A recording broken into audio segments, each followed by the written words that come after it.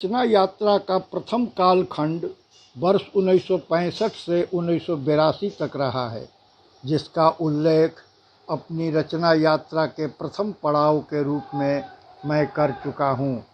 इसके बाद वर्ष 1983 में मेरा छठा कहानी संग्रह हरिहर काका आया। वैसे हरिहर काका कहानी संग्रह के प्रकाशन से पूर्व ही साप्ताहिक हिंदुस्तान पत्रिका में प्रकाशित हरिहर काका कहानी पर प्रसिद्ध आलोचक डॉक्टर नामवर सिंह ने गंभीर टिप्पणी की। उनके अनुसार हरिहर काका कहानी का कथ्य इतना सशक्त है कि पाठकों पर यह कहानी पूरा असर डालती है। एक ओर मठ और दूसरी ओर अपने ही भाइयों की खींचतान में हरिहर काका आज के सामंती पुरोहिती उत्पीड़न को पूरे तीखेपन के साथ सामने लाते हैं। डॉक्टर नामवर सिंह की इस टिप्पणी ने हरिहर काका कहानी की ओर सबका ध्यान आकृष्ट कर दिया। बाद में सीबीएसई की 10वीं कक्षा के पाठ्यक्रम में सम्मिलित इस कहानी ने व्यापक चर्चा हासिल की। जैसे प्रारंभ में बाबूजी के कहानीकार के रूप में लोग मुझे जानते थे, वैसे आगे के दिनों में हरिहर काका के कहानीकार के रूप में लोग मुझे जानने लगे। इस क्रम में मेरा 7वां कहानी संग्रह एक में अनेक वर्ष 1987 में प्रकाशित हुआ। इस संकलन में कितने भृगुनाथ, अधिकार संपन्न, जी का जंजाल, रिश्ते, हवा का असर, मतदाता केदार शर्मा, एक में अनेक, श्री सीमेंट स्टोर, कितनी दुनिया और थोड़ी देर बाद नामक 10 कहानियाँ संकलित रहीं। इस 7वें कहानी संग्रह के 5 वर्ष बाद 1993 में मेरा 8वां कहानी संग्रह एक थे प्रोफेसर बी लाल प्रकाशित हुआ। इस संग्रह में 8 कहानियाँ संकलित रहीं।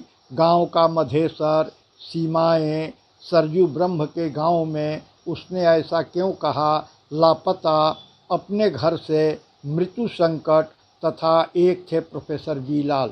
इनमें एक थे प्रोफेसर बी लाल कहानी मेरे पिताजी के जीवन पर यथार्थ कथा है। वे विलक्षण प्रतिभा के धनी थे। उनकी विलक्षणता की कहानियाँ मेरे जनपद में आज भी कहीं सुनी जाती हैं। उनके ऐसे व्यक्तित्व को इस कहानी में शब्द देने की मैंने कोशिश की है। इसी वर्ष 1993 में नेशनल बुक ट्रस्ट से नवसाक्षरों के लिए कथा लेखन के प्रस्ताव पर उस रात की बात नामक मेरी एक कथा पुस्तिका भी प्रकाशित हुई। नवसाक्षरों में अद्भुत लोकप्रियता के तहत इसके नए संस्करण उस समय से आज तक न सिर्फ जारी हैं, बल्कि अंग्रेजी के साथ सभी भारतीय भाषाओं में इसके अनुवाद हो चुके हैं। अगले वर्ष 1994 में मेरा 9वां कहानी संग्रह भोर होने से पहले प्रकाशित हुआ। इस संकलन में मेरी 15 कहानियाँ संकलित की गईं। इस दृष्टि से यह अब तक का मेरा सबसे बड़ा कहानी संकलन बना। इसमें बैतरनी भौजी, रास्ते, 3 यार, एक और मृत्युंजय, गंगिया फुआ, भोर होने से पहले, सिंह बोंगा की वापसी, नए दंपति, अध्यापन, आनंद मोहन वर्मा बेहोश हैं, कीर्तनिया बाबा, सो दुविधा पारस नहीं जानत, एक गांव की अंतर कथा, डॉक्टर सेन का सपना और एक रात एकाएक नामक कहानियाँ संकलित रहीं। इस संग्रह की कहानी भोर होने से पहले मेरी कहानी नरेश बहू की ही तरह लंबी कहानी है। नरेश बहू का प्रकाशन धर्मवीर भारती ने धर्मयुग में 4 किस्तों में किया था तथा भोर होने से पहले का प्रकाशन मृणाल पांडे ने साप्ताहिक हिंदुस्तान में धारावाहिक 4 किस्तों में। इस दौरान अपने तीसरे उपन्यास प्रेम न बाड़ी उपजय की रचना में भी मैं लग गया था। मैं देख रहा था एक दूसरे तक पहुंचने के लिए लड़के लड़कियां प्रेम को ही माध्यम बनाते, लेकिन देह तक पहुंचते ही उनका वह प्रेम का फूर हो जाता। ऐसे में लड़कियां अपनी प्रकृति के तहत अधिक आहत होती तथा सामाजिक उपेक्षा का शिकार भी बनती। इस दृष्टि से भावनाओं में जीने वाले प्रेम की यथार्थ परिणति से युवक युवतियों को अवगत करना मुझे आवश्यक जान पड़ा। इन्हीं प्रेरणाओं के तहत प्रेम नबाड़ी उपजे उपन्यास की रचना की। इस उपन्यास का प्रकाशन 1995 में भारतीय ज्ञानपीठ से हुआ। ज्ञानपीठ के तत्कालीन प्रकाशन अधिकारी डॉक्टर पद्मधर त्रिपाठी ने इसके ब्लर्ब की टिप्पणी लिखी थी। वे साहित्य के विद्वान पारखी थे। उन्होंने मुझे आश्वस्त किया था कि आपका यह उपन्यास सर्वाधिक लोकप्रिय साबित होगा। उनके कहे अनुसार सचमुच मेरा यह उपन्यास पाठकों की व्यापक पसंद का विषय बना। भारतीय ज्ञानपीठ के अनुसार ज्ञानपीठ के प्रकाशनों में धर्मवीर भारती के उपन्यास गुनाहों का देवता के बाद प्रेम नबाड़ी उपजे की मांग ही पाठकों के बीच सर्वाधिक रही है। प्रेम नबाड़ी उपजे उपन्यास के प्रकाशन के 5 वर्ष बाद सन 2000 में एक साथ पुनः मेरी 2 पुस्तकें प्रकाशित हुईं। मेरा 10वां कहानी संग्रह चल खुसरो घर आपने तथा चौथा उपन्यास यह अंत नहीं।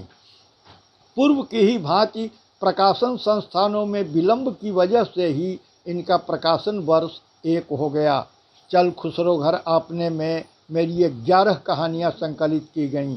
अंतहीन, प्रेत की जट, सायास, गांव का घर, अजगर करे न चाकरी, नदी किनारे, बारिश की रात, शायद हाँ शायद नहीं, मनबोध मऊआर, कन्या योग्य वर और चल खुसरो घर आपने। यह कहानी संग्रह सजील एवं पेपरबैक दोनों संस्करणों में प्रकाशित हुआ। पाठकों की मांग एवं पसंद के तहत पेपरबैक में इसके संस्करण आज तक होते रहे हैं। यह अंत नहीं उस समय का मेरा सबसे बड़ा उपन्यास तैयार हुआ। मेरी योजना उसे विस्तार देने की नहीं थी, लेकिन अंतहीन समस्याओं के मकड़जाल में फंसे अपने समय के उस गांव की समस्याओं पर जब लिखने बैठा तो चाहते हुए भी उस उपन्यास के विस्तार को सीमित नहीं कर सका। जब यह उपन्यास लिख रहा था उस समय हमारे गांव की शक्ल को जिन वारदातों ने ज़्यादा बदरंग किया था उनमें हत्याओं और नरसंहारों की भूमिका सर्वोपरि थी। जाति, धर्म और सेना संगठन के नाम पर हिंसाओं के दौरान जिन समस्याओं ने इसकी रचना के लिए मुझे प्रेरित किया वे अंतहीन समस्याएं रहीं।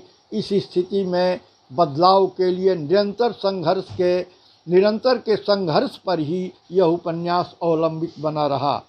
मेरे इस उपन्यास की चर्चा उस वक्त तक प्रकाशित मेरे साहित्य के बीच सबसे अधिक रही। मेरा यह उपन्यास गंभीर चर्चाओं का विषय बना।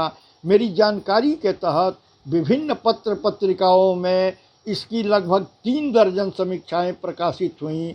इस उपन्यास के भी सजील एवं पेपरबैक दोनों संस्करण उस समय से अवधि में समय समय पर मेरा कहानी लेखन भी चलता रहा, जिसका प्रकाशन पूर्व की भांति उस समय की पत्र पत्रिकाओं में होता रहा। इस संबंध में मेरा 11वां कहानी संग्रह जमुनी 2001 में प्रकाशित हुआ, जिसमें छूछी, विषवृक्ष, सतकिशोर पाताल तक, नदी की राह में, जमुनी, सुबह की प्रतीक्षा, भूकंप, प्लेग, दुर्घटना, गुंगा गंगू तथा बैराडी की चंद्रावती। राजकमल प्रकाशन से प्रकाशित मेरे इस संग्रह के भी सजील एवं पेपरबैक दोनों संस्करण होते रहे हैं। वैसे तो अन्य संग्रहों की ही तरह इस संग्रह की सभी कहानियाँ भी पत्र पत्रिकाओं में प्रकाशित होकर पाठकों के बीच चर्चित हो चुकी थीं, लेकिन इस संग्रह की लंबी कहानी जमुनी को पाठकों ने विशेष पसंद किया। जमुनी एक भैंस है। एक गरीब परिवार की कर्णधार उसकी दुधारू भैंस जमुनी को देखकर ही इस कहानी की रचना की थी। जमुनी कहानी संग्रह के 2 वर्ष बाद 2003 में मेरा 5वां उपन्यास सुरंग में सुबह आया। अब तक के ग्रामीण जीवन पर आधारित अपने साहित्य से अलग हटकर इस उपन्यास की मैंने रचना की। यह मेरा राजनैतिक उपन्यास है। भारतीय लोकतंत्र की विद्रूपता से प्रेरित होकर इसकी रचना की। मैं अनुभव कर रहा था हमारे लोकतंत्र की राजनीति में कूटनीति की ऐसी सघन जालें बिछी हैं जहां दलों और व्यक्तियों के समझौते हैरान करते हैं। वंशवाद, जातीयता, सत्ता प्राप्ति के घृणित समझौते, सांप्रदायिकता, अवसरवाद और भ्रष्टाचार को अपने लोकतंत्र की पतनशीलता के रूप में मैं पा रहा था।